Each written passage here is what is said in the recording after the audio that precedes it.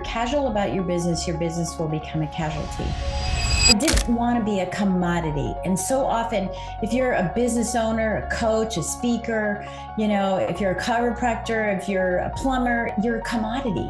So how do we elevate ourselves so that we're not that commodity piece? First thing was clarity, right? I had to get clear on the fact that I was skimming the surface on everything I was doing. Do a little of this, do a little of that, a little random acts of everything, right? Random, a little of this, that, and the other. I wasn't digging in deep into anything. And if you'll do what's hard, your life will be easy. And if you do what's easy, your life will be hard. He doesn't mean working hard hours. He's saying do the hard work for a short time so that the rest can be easy. And so I had to slow down to speed up instead of speeding up to slow down, right? Because this is now. If it's life-threatening, call me. If it's not life-threatening, don't call me. So however you want to say it. And when I was in lending, it was loan-threatening. If it was going to threaten the loan, you better call me. I know exactly how you feel. I was raised the same way, between a lot of male around me, being in the engineering world. There's not much space to bring our femininity into it, because then we feel alienated. Yeah. And I created these moments of decisions for myself that I start calling it the queen community moment, where I bring my different personalities. Like you mentioned, I have my warrior ready to go for a fight to do what we're supposed to do.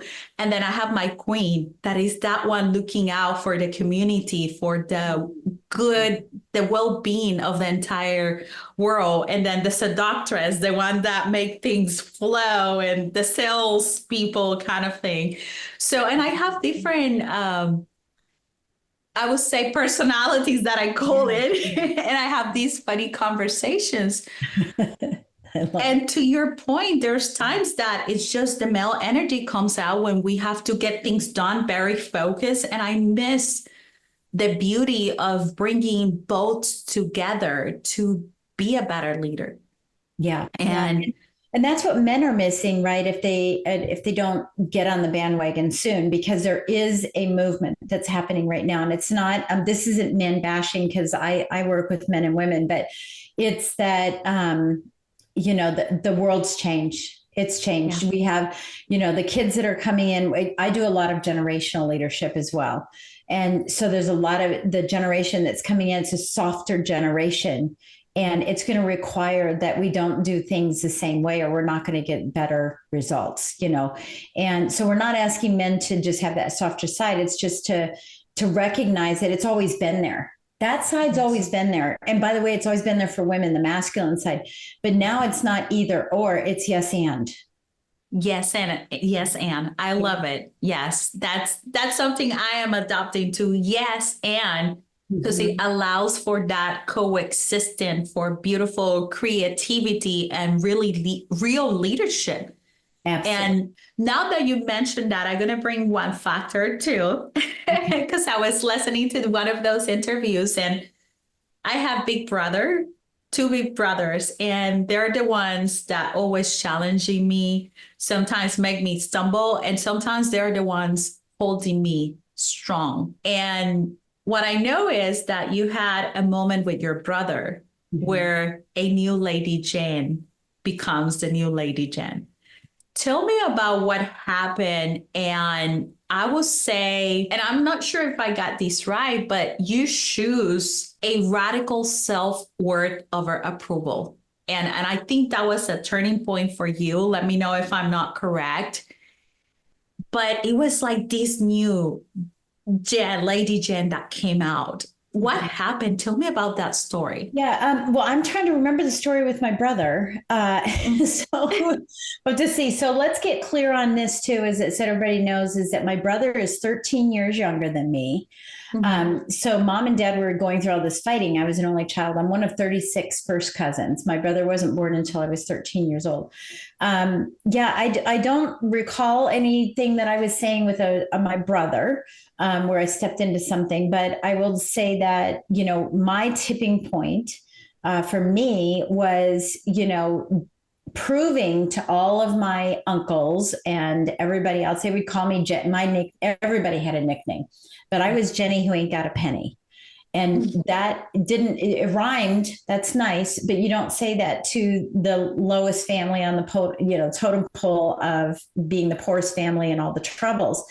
And so I just spent most of my life proving to everybody, if I could just get an accolade, if I could someone could say, I'm proud of you, if someone would just say, good job, any of that. And so I overachieved in everything. I was pre-med, I was runner-up Miss Colorado. I'm a great markswoman.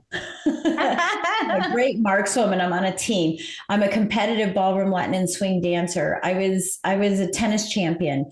Everything that I could do, and of course that filtered over into my work.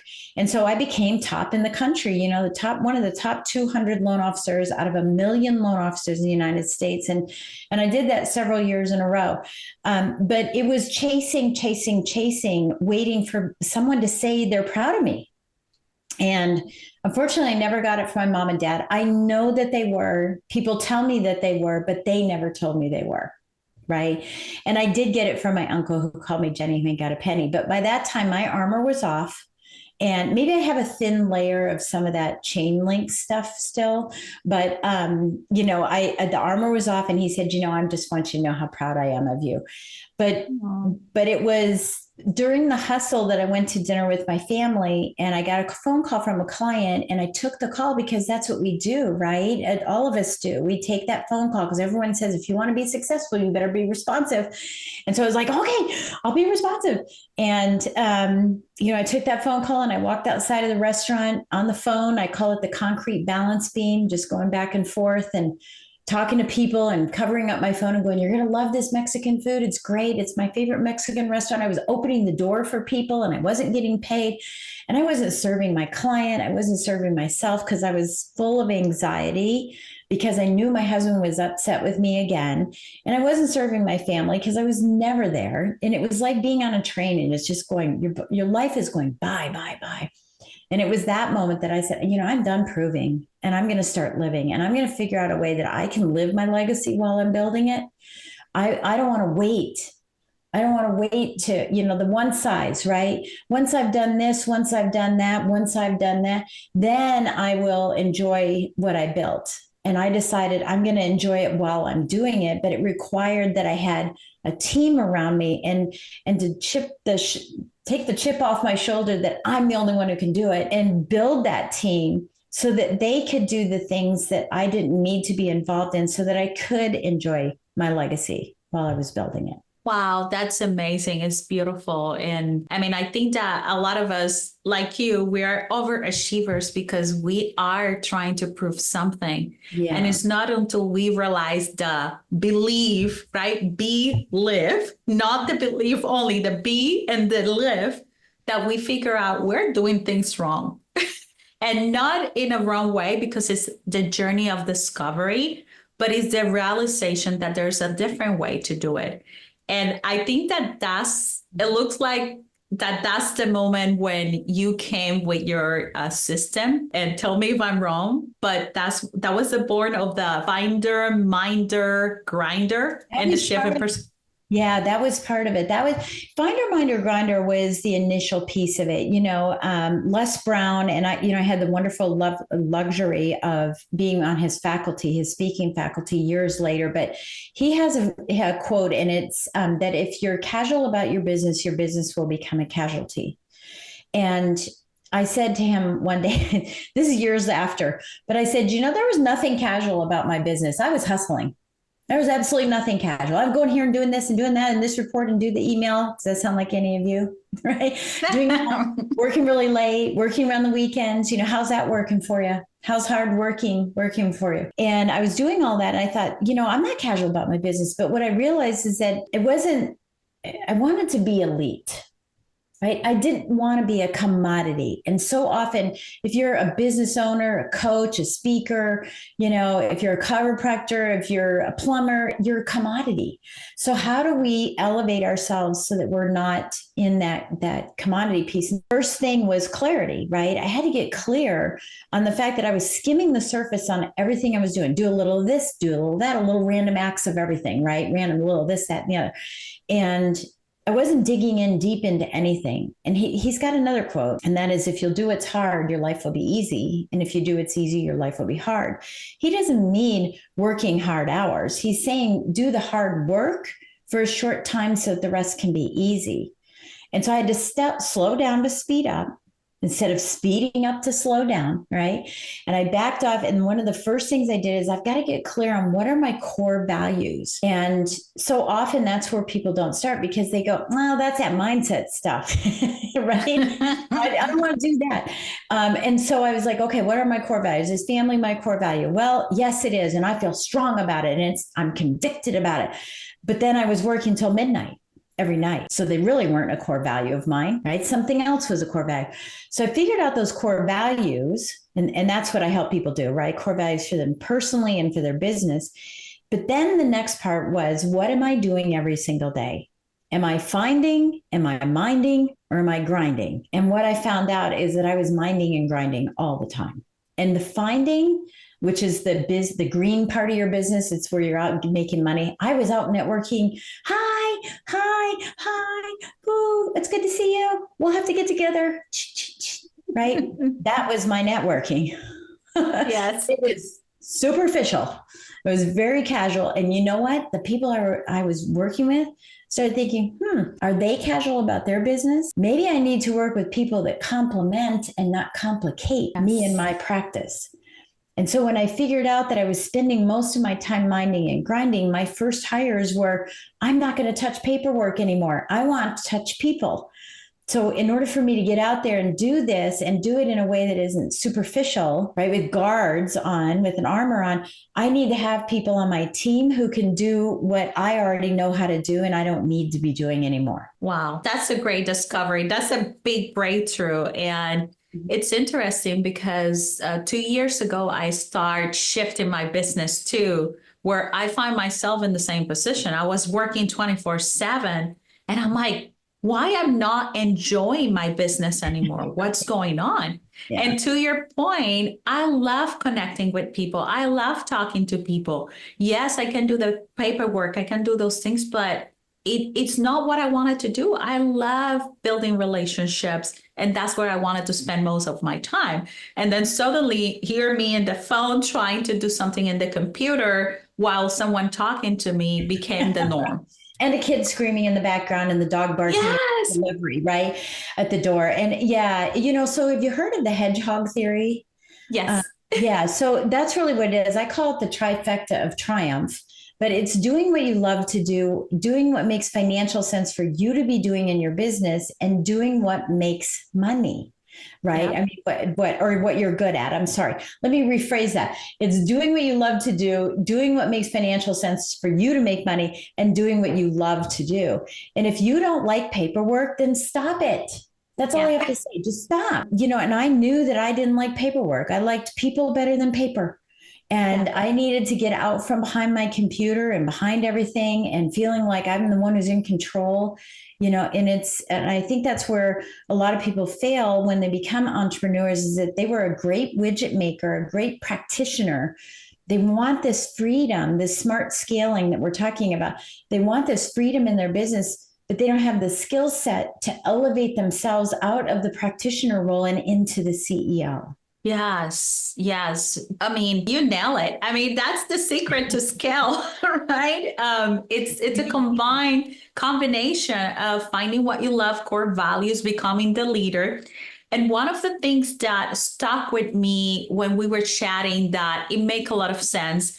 And I think that a lot of people hear like, oh, you're working in your business or on your business. Yes. What I really love is when you say you need to be living above and beyond of the business. And I'm like, that's so cool. I love this girl. It just came on my mind that a lot of us are that you have to work in or on. And in reality, it's like, no, you have to scale and build the business for legacy, to your point.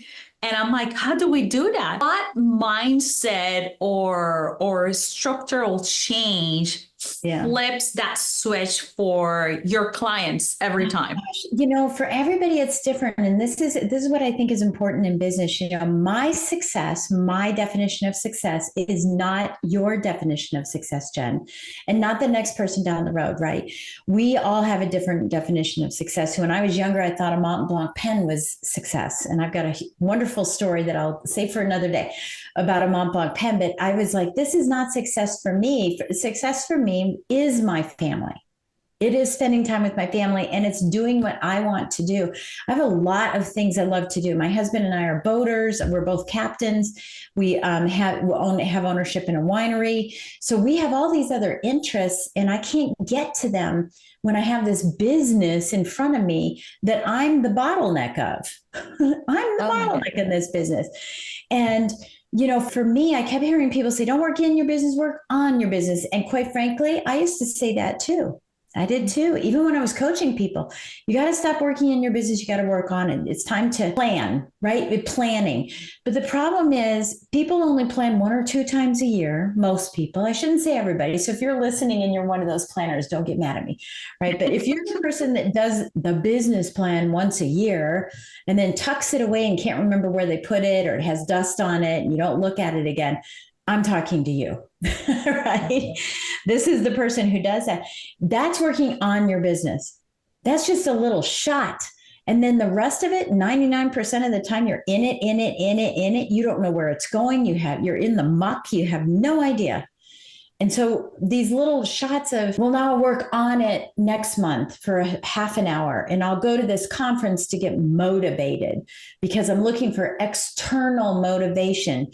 And then that wavers, you know, you leave, you're excited, you took a gazillion notes, you did nothing, and then you start feeling bad and you got to go get motivated again. So it starts with, you know, the inspiration that you have that wakes you up every day. What's pulling you out of bed?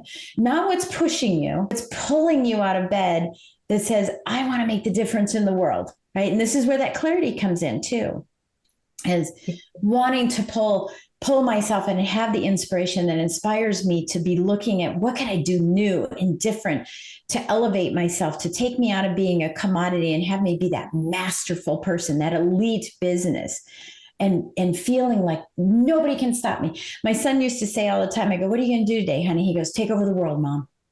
And then he stopped telling me that. And I go, how come you don't say take over the world anymore? He goes, there's so much stuff in my business and it's blah, blah, blah. And I go, oh, you're working in your business. You're not working on your business anymore. You're not a dreamer. You're not the imaginator or imagineer. Is that a word? I don't know. You're not the imagination person, right? And I said, so we got to get you back to that imagination where you imagine all the things you want to build, you know, that you want to have for your practice, and not just the in, because the in is the minutia. And there are times when you have to be in, and you know what? It's okay. I choose to be in. I don't have to be in. I choose to be in. There are times where I'm like, hey, we need a new product. We need to do something. I've got to get in for a little bit. The on is when you're managing your systems. Yeah. But do you have them? Yeah. Do you even have systems, or are they in your head? And this is why people oscillate between in and out all the time. They try to hire someone and then it doesn't work out because you don't have a system for them. What if you went to Walmart and they're like, I don't know, you figure it out. We don't have systems.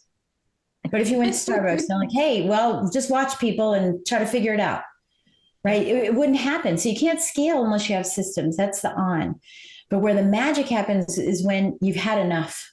Yes. And this is a challenge for me. I'll be real honest about it, because a lot of people think everything's fine. And so I have to bring forward a problem that they don't have. Yeah. Yes. It's so on.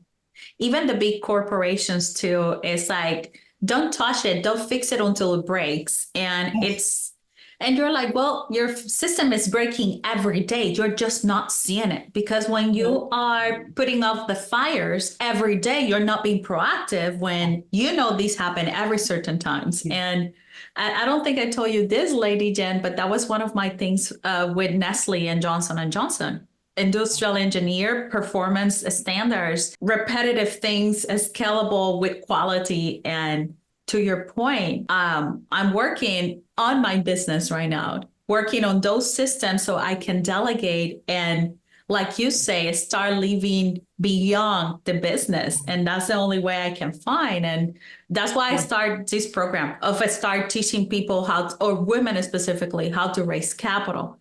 Yeah. Because I'm like, I cannot be the star. I have to be beyond the business and bring other women or men, right? Because I work with men too. To your point, you're nail it. Yeah. So. Yeah. Well, it's interesting because, as you're talking about this, systems, right? People are like, I hate systems. And I'm an engineer, so I love them. Okay. But look at it this way. A system is equal to a fire prevention program. Yes. You don't want to be putting out fires all day long. That is not what a leader does. That's not what a CEO does. That's what your managers and your team members do. So you need to create a fire prevention program. So if someone's coming to you with a fire, that's your sign that you need to put some gaps in there, right? Fill some gaps in there and some stop gaps and some, I can't think of the word. I always get this word wrong. Yeah. Well, anyway, so, you want to make sure, it drives me crazy. You just want to make sure that you're preventing things, right? So it's a fire prevention plan. And part of delegation, to your point, part of delegation is I told my team, and I still tell my team for all 4 of my businesses now, if it's life-threatening, call me. If it's not life-threatening, don't call me. So however you want to say it. And when I was in lending, it was loan-threatening. If it was going to threaten the loan, you better call me. But if it's not, it can wait till we do a meeting, a daily meeting, a huddle, as I call it, right? And now I'm saying that to everybody too. Look, if it's not life-threatening in my business, then you can wait to call me. But we have to train people in that, right? So when you go from on to above, now what you're managing is your message. Yes. You're managing your voice. You're managing the core values of your business that you have to share with your team. And you're managing, right? And you're managing the vision that your company has so that everyone understands what they're working toward. Yes. And that's when you can tether yourself away from your office and go do your genius, the thing you love to do, your hedgehog. And then your beyond, it's your beyond. Maybe it's starting another company because now you know how to get in quick and move to on quick so you can be above quick and have multiple businesses. Maybe your beyond is traveling around the world. Maybe your beyond is sleeping in. I don't know. It's your beyond. And that's, I think, what's so fun about it is that everyone thinks that success is a number, and it's not. Mm-hmm. It's not. And my clients, that's what I was saying, for my clients, their beyond is so different. Some people come to me with, I just need my life back. I'm so miserable on the inside. I look successful on the outside, but I'm so miserable on the inside. I just want my life back. And the unintended consequence is an elevation of $8 million in top line revenue in 8 months. Yeah. Yep. Money, money, money, money, money. And they get their life. Yes, it's so sad sometimes for many people. I think that people don't realize the risk in a business is not always financial. It's very often cultural or emotional, to your point. And if you as a leader, you're just only about money, money, money, money, you're going to miss the target, right? Which is, why do you even start this business? You can make as much as money as you want, but it's not going to be living. It's not going to be beyond your business. And I think that's something we can learn from the leaders, that they're not in the 6-7 figure incomes. They're 8, 9, 10. I mean, the people challenging the norms. Yeah, and I love that. Jeff Hoffman, who's the founder of Priceline and Booking.com, and he's also the inventor of the kiosks that we use when we go to the airport to get our tickets. Mm-hmm. And he's my mentor. Right. I had the wonderful privilege of meeting him years ago, and we just hit it off. We have grandkids and stuff. But, he's a multi-billionaire. And he's the one who taught me about the vision in the office, that I needed to expand it. Because I had, when I said vision, I don't like the word goals. Okay, so I used the word vision. And it was 3 V's and vision, values, voice, right? And I said, well, I don't like the word goals anyway, so I'm not going to do it. But his definition of vision changed my thought process behind this. He said, that what he did is that he brought each of his employees in and said, what is your vision for your life, not your goal. You know how a lot of managers will say, where do you see yourself in 3 to 5 years from now? Which I'll never ask that question. And he said, what's the vision that you have? And one of his employees that he talks about, he said, my vision is that I can make enough money, that I can create or make enough money to save a down payment to buy my mom a house. Wow. Okay. Most leaders don't ask that of their team. You have no idea what they want, what they're aspiring to be. So when I say vision for the above piece of this, your vision has to be large enough to include everyone else's vision. It cannot be acute that says, I want to make $1 million. I want to buy a boat. I want a $40,000 watch. It can't be that. Your vision has to be so large that it encompasses those that are serving you, because then everyone, that culture follows you. You're not pulling them. You're not going, come on, you got to come with me. They're just following you. Saint Teresa is like this, right? Mother Teresa, who's now Saint Teresa, she's like that. And Nelson Mandela is like that. There are a lot of people that are like that people just follow because their inspiration and their vision is so large that it's unstoppable. You're leaping out of bed every day. That's why I don't like motivation. People ask me, I'm on an airplane, oh, you're a speaker. What do you speak? And are you a motivational speaker? And I go, oh God, I hope not. I hope I'm not a motivational speaker, because that means they're excited and then they go away and do nothing. I want to inspire them to capture something that nothing will get in their way. Yeah. Nothing. The vision is transformation. Yeah. So there's no way back. Yeah. And Lady Jen, I want to thank you because you have shared so many insights. I mean, from how you scale your business, on how you shift your role as a leader in an organization in such a short period of time. I think our audience will be like, how do I contact Lady Jen? So I will make sure I put the information in the video, because it's just, business are changing and we cannot run the business in the same way we used to, as the world is changing, and it requires new leadership with you, as you mentioned, beyond vision of what it's supposed to be. So, absolutely. Yes. Beautiful. Thank you. Yeah, thank you, Lady Jen, for your time, and thank you for these moments. And I know for sure we're going to bring you back to the program. I love it. Love it. Thank you so much.